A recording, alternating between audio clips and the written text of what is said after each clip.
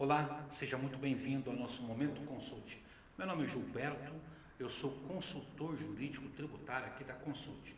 E o nosso Momento Consult de hoje tem a ver com uma resolução recentemente aprovada pelo Estado e que cria normas ou estabelece normas de responsabilização, no âmbito do processo administrativo fiscal de terceiros ditos responsáveis, quanto ao pagamento do tributo. É a resolução CEFA número 1165 do dia 5 de dezembro de 2025, publicado no último dia 10 de dezembro de 2025.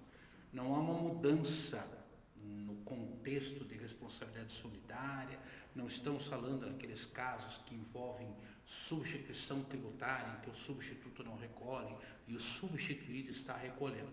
É bom explicarmos a coisa pelo início, porque tudo decorreu da alteração da Lei 22.496, em 2 de julho de 2025, na Lei 18.877 de 2016, que é a lei do Estado do Paraná, que dispõe sobre o processo administrativo fiscal, estabelece procedimentos quanto ao concílio de contribuintes.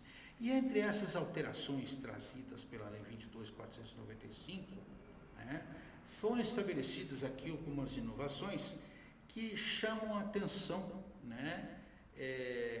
para situações que decorrem de fiscalização.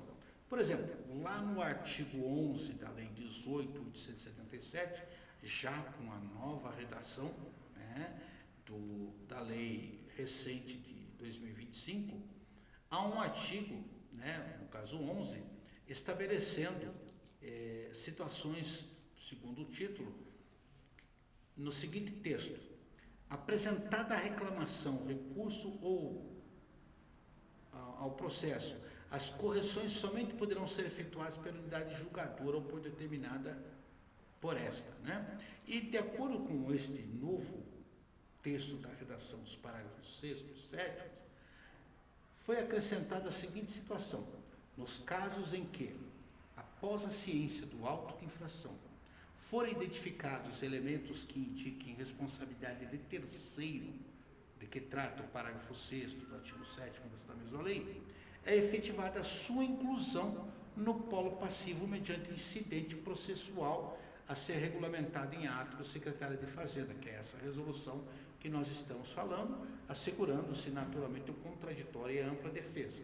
E o parágrafo 7º, ele diz o seguinte: aplica-se o mesmo procedimento previsto no parágrafo 6º desse artigo para imputação de responsabilidade tributária aos sócios administradores, quando verificada a dissolução irregular da empresa, inclusive após a constituição definitiva de crédito. E é por isso que boa parte dos empresários têm sido notificados como responsáveis também no polo passivo quando a empresa é autuada.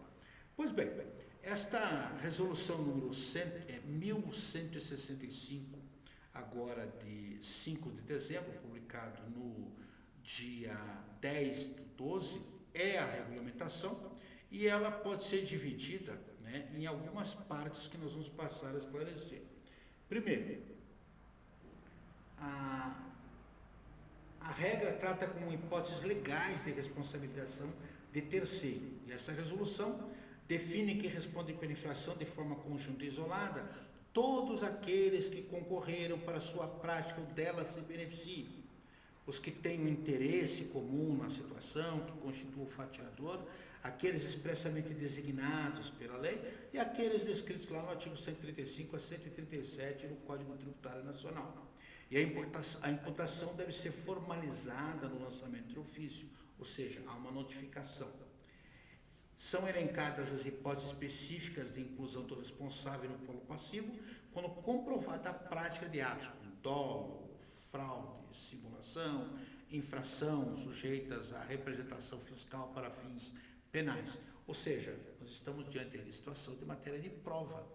Se amanhã depois você for notificado porque se tratou de parte interessada, caberá a você mostrar que você não agiu com dolo, fraude ou intenção de trazer resultados. Também trata da imputação no lançamento e no próprio processo administrativo. O auditor, ele poderá, né, auditar e entender que seja o caso de lançamento de ofício, né, devendo indicar no auto de infração a qualificação desse responsável, descrição dos fatos que caracterizaram a responsabilidade. A norma também disciplina a inclusão de responsáveis durante o próprio processo, ou seja, o processo está correndo e no meio, por alguma diligência que se constate, poderá ser detectado que alguém teve participação. Claro que o responsável terá o mesmo direito de impugnação como os demais sujeitos passivos o farão. E o prazo para o efeito dessas impugnações, segundo o artigo 14, e o procedimento, enquanto não extinto, ele corre na forma do 149 do CTN, significando os mesmos prazos. E a identificação de responsabilidade decorre de elementos novos, tanto de fato quanto de direito, né? Cabendo aí, nesse caso, a determinação e a comprovação. Não se pode falar de presunção iuris tanto, que ela tem que restar provada. Já na fase de cobrança do crédito, também há previsão aqui na resolução, que para créditos tributários definitivamente constituídos e não pagos, a resolução inclusive autoriza a importação de responsabilidade no caso de dissolução irregular de sociedade, inexistência de fato do estabelecimento. Isso é muito importante você verificar se não é uma fraude ou coisa do gênero. E a responsabilidade solidária de sócios. Nessa situação, o documento é emitido e os sócios ou administradores podem apresentar as suas impugnações. O prazo é prazo de 10 dias, limitado aí ao vínculo do ter responsabilidade a ser apreciada pela própria delegacia de julgamento. Tá? É possível aqui o parcelamento deferido e é importante ficar atento que nós não estamos tratando daquelas situações de responsabilidade solidária que já decorrem da própria lei. São situações de investigação e que demonstram a responsabilidade. Então fica aqui o alerta, a resolução em questão é a resolução 1165, do último dia 5 de dezembro, publicado no Diário Oficial do dia 10, e decorrente da alteração da Lei 22.496 de 2025, na Lei 18.877 de 2016, que regulamenta o processo administrativo fiscal no Estado. Ou seja, um aviso aos colegas advogados, aos colegas empresários, que existem previsões hoje na lei de compreender-se a ampliação do leque de responsáveis. Fica aqui o nosso alerta e você, se continua com dúvidas, se tem sugestões, comentários sobre este tema e outros que você deseja fazer, você pode nos procurar de duas formas distintas. Aqui embaixo há um espaço para você escrever o seu comentário, a sua dúvida, a sua nota que deseja fazer, ou então nos encaminhar para o nosso e-mail padrão, momentoconsulte@consulte.com.br. Nós estaremos aqui, a nossa equipe estará à disposição para auxiliá-lo naquilo que for possível e naquilo que nós pudermos ajudar.